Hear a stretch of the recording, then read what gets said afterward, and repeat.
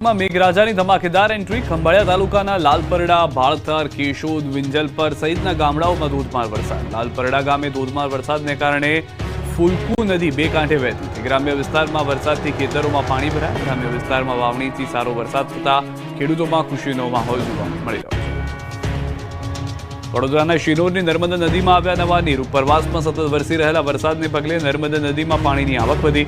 સતત નર્મદા નદીમાં પાણીની આવકમાં વધારો થઈ રહ્યો છે. પાણીની આવકને લઈને નર્મદા નદીની જળસપાટીમાં વધારાના દ્રશ્યો પણ જોવા મળ્યા છે. વડોદરાના શિનોરના કુકસ અને મોટા ફોફળિયા ગામને જોડતા રોડ પર વરસાદી પાણી ફરી વળ્યા. કુકસ ગામના ખેતરોના વરસાદી પાણી રોડ પર ફરી વળ્યા હતા. પાણી ફરી વળતા કુકસ અને મોટા ફોફળિયા ગામને જોડતો રોડ બંધ થઈ ગયો. રોડ બંધ થતા વાહન ચાલકો અટવાઈ ગયા. કુકસ મોટા ફોફળિયા જવાના રોડ પર ખેડૂતોને ખેતીકામ અર્થે અવરજવરમાં ભારે હાલાકીનો સામનો કરવો પડ્યો.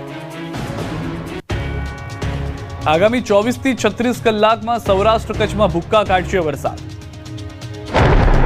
સૌરાષ્ટ્ર કચ્છના લોકો સાવધાન. 24 થી 36 કલાકમાં સૌરાષ્ટ્રમાં પડશે શ્રીકાર વરસાદ. કચ્છમાં પણ પડશે કડાકા ભડાકા સાથે. દક્ષિણ ગુજરાત, ઉત્તર ગુજરાતનો મેઘરાજાએ વારો પાડી દીધા બાદ હવે સૌરાષ્ટ્રમાં મેઘરાજાનું રૌદ્ર સ્વરૂપ જોવા મળશે. હવે મેઘરાજા સૌરાષ્ટ્ર પર ઓળગોળ થવાના છે. હવામાન વિભાગની આગાહી મુજબ આગામી 24 થી 36 કલાકમાં વરસાદનું જોર વધશે. પશ્ચિમ સૌરાષ્ટ્રમાં વરસાદનું જોર રહી શકે છે. કચ્છમાં પણ ધોધમાર વરસાદની સંભાવના છે. દ્વારકા, પોરબંદરમાં પણ કડાકા ભડાકા સાથે વરસાદ પડી શકે. જૂનાગઢ, જામનગરમાં પણ વરસાદ જમાવટ કરશે.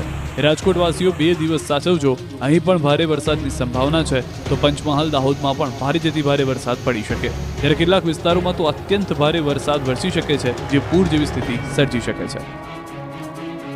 દ્વારકામાં 3 આંખલા જબરા વાખડ્યા. આંખલાને ઉપાડીને બોનેટ પર પછાડ્યો.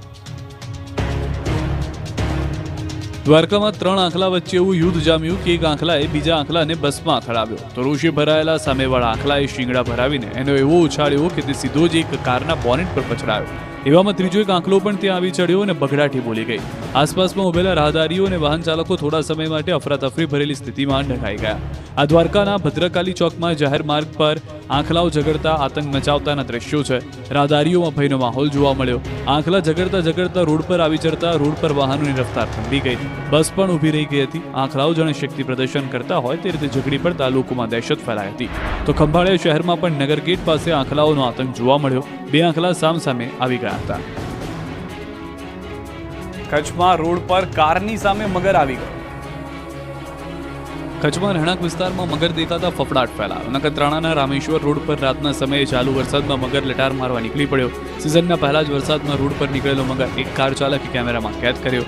દ્રશ્યોમાં જોઈ શકાય છે કે મગરને જોઈને કાર ચાલક કાર રિવર્સમાં લઈ રહ્યો છે. તો મગર પણ કાર તરફ ચાલવાનું શરૂ કરી દે છે. જેમ જેમ કાર પાછળ જાય છે એમ મગર કારની દિશામાં આવવા લાગે છે. રામેશ્વર રોડ પર અનેક સોસાયટીઓ પણ આવેલી હોવાથી મગરનો વિડીયો જોયા બાદ લોકોમાં ફફડાટ છે. સુરેન્દ્રનગર અને વલસાડમાં ચાલીને જતા શખ્સ ઢળી પડ્યા. ચાલીને આવતા એક વ્યક્તિ અચાનક ઢળી પડ્યા અને થયું મોત. લાઈવ મોતના દ્રશ્યો વઢવાણ શહેરના છે, જેમાં કસ્બા શેરીના નાકી એક વ્યક્તિ ચાલીને જઈ રહ્યા હતા. ભાવનગરથી પોતાના સગાના ઘરે આવેલા વ્યક્તિ ફૂટપાથ પર ધીમે ધીમે ચાલીને જતા હતા. ત્યારે જ અચાનક તેની સ્પીડ ધીમી પડી જાય છે અને અચાનક જ ઢળી પડે છે. લથડી રોડ પર ઢળી પડે છે. આ અંગેની પરિવારને જાણ થતા હોસ્પિટલે ખસેડ્યા હતા, જે ડોક્ટરના કહેવા મુજબ હાર્ટ એટેકથી મોત થયું. આદેડનું મોત થતા પરિવાર શોકમાં ગરકાવ થયો. સુરેન્દ્રનગર જેવી જ ઘટના બની વલસાડમાં. કૃષ્ણા ઇન્ટરનેશનલ સ્કૂલમાં સિક્યુરિટી ગાર્ડ તરીકે ફરજ બજાવતા હસમુખભાઈ લાડ ચાલીને જઈ રહ્યા હતા. ત્યારે જ અચાનક એટેક આવતા ઢળી પડ્યા. ઘટના સ્થળે જ ગાર્ડનું મૃત્યુ થયું. વલસાડમાં વિકાસના કામ ન થતા યુવાને ભીખ માંગી. ફાટેલા તૂટેલા કપડાં, લગર વગર વેશ, જૂતાનો હાર અને હાથમાં કટોરા સાથે ભીખ માંગતો યુવાન. અનોખા વિરોધના દ્રશ્યો સુરતના પલસાણાના જોડવા ગામના છે. ગામમાં સરકાર અને તંત્ર દ્વારા વિકાસના કામ ન થતા એક યુવાને અનોખો વિરોધ કર્યો. ગામમાં પ્રાથમિક કામો પણ કરવામાં ન આવતા અનેકવાર યુવક દ્વારા રજૂઆત કરવામાં આવી. આમ છતાં કોઈ તેનું સાંભળતા નહીં, જેના કારણે યુવાને ભિખારીનો વેશ ધારણ કરી સરપંચ, તલાટી મંત્રી અને શાળાના પ્રિન્સિપાલના નામે ભીખ માંગી હતી. કટોરો લઈને પલસાણા જોડવા ખાતે યુવાન ભીખ માંગવા નીકળ્યો. જોડવા પંચાયત બહાર જ યુવાન બેઠો ભીખ માંગવા બેસતા તંત્ર દોડતું થઈ ગયું. પોલીસે પહોંચી ગઈ. વિકાસના કાર્યો નહીં થયા હોવાનો યુવાને આક્ષેપ કર્યો. યુવાનની સાથે કોંગ્રેસના આગેવાનો પણ વિરોધમાં જોડાયા. બીજી તરફ પલસાણા પોલીસનો કાફલો ઘટના સ્થળે પહોંચ્યો અને યુવકને સમજાવીને માંગ પૂરી કરવાનું આશ્વાસન આપ્યું. મહેસાણા દૂધસાગર ડેરીમાં લાફાવાળી થઈ, વાઇસ ચેરમેન યોગેશ પટેલને ચેરમેને માર્યા ફડાકા. પહેલા ભેટ પકડી એટલે મારા જપાજપી એટલે મારા ચશ્મા નીચે પડ્યા. હું ચશ્મા લેવા ગયો એટલે મને આ પકડ્યું એટલે દોરો તૂટી ગયો મારો અને એટલે પછી લાફો માર્યો મને. અને મારા બે ભાઈઓ ના હોત, ચનુભાઈ ચૌધરી અને LK પટેલ, તો મારી જીવ જોખમમાં હતો. દૂધસાગર ડેરીના યોગેશ પટેલને ચેરમેન અશોક ચૌધરીએ લાફા માર્યા બાદ હંગામો મચી ગયો. મહેસાણા દૂધસાગર ડેરીની બોર્ડ મિટિંગમાં હોબાળો મચી ગયો. મહેસાણા દૂધ સંઘના ચેરમેન અશોક ચૌધરી અને વાઇસ ચેરમેન યોગેશ પટેલ વચ્ચે વિવાદ થયો.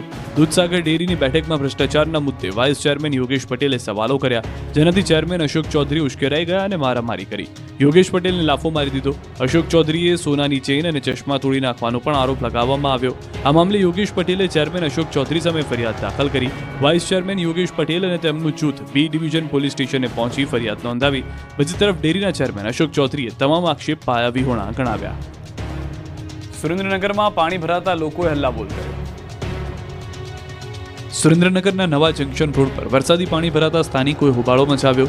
Vivekananda society, Siddhi Vinayak society, Radheshyam society સહિતના વિસ્તારમાં વરસાદી પાણીનો ભરાવો થતા સ્થાનિકો બગડ્યા હતા. છેલ્લા ઘણા વર્ષોથી સામાન્ય વરસાદમાં જ પાણી ભરાવાની સમસ્યા છે. તંત્ર દ્વારા કોઈ કાર્યવાહી ન કરવામાં આવતા અંતે સ્થાનિકોએ રોષે ભરાઈને વિરોધ પ્રદર્શન કર્યું. મહાનગરપાલિકાની કચેરીએ પહોંચી હલ્લાબોલ કર્યો. લોકોનું કહેવું છે કે સતત ભરાયેલા રહેતા પાણીના કારણે માખી મચ્છરોના ઉપદ્રવથી રોગચાળો ફેલાવાનો ભય છે, ત્યારે તંત્ર દ્વારા તાત્કાલિક વરસાદી પાણીના નિકાલની કામગીરી કરવામાં આવે તેવી માંગ કરી. છોટાઉદેપુર જિલ્લામાં ખાનગી વાહનોમાં લટકીને સ્કૂલે જતા ભૂલકાઓ. એક તરફ શાળા પ્રવેશોત્સવના નામે તાયફાઓ કરવામાં આવી રહ્યા છે, બીજી તરફ છોટાઉદેપુર પંથકમાં વિદ્યાર્થીઓ ભણતર માટે જિંદગી જોખમમાં નાખી લટકી સ્કૂલે જઈ રહ્યા છે. દેવલિયાથી તેજગઢ જતા વિદ્યાર્થીઓને આ રીતે રિક્ષામાં લટકીને સ્કૂલે જવાની નોબત આવી. આ પંથકમાં આવવા જવા માટે બસનો અભાવ હોવાથી વિદ્યાર્થીઓને ખાનગી વાહનોમાં સ્કૂલે જવું પડે છે. ખાનગી વાહન ચાલકો વિદ્યાર્થીઓને લૂંટતા હોવાથી એક રિક્ષામાં ક્ષમતા કરતાં વધુ વિદ્યાર્થીઓને બેસાડે છે.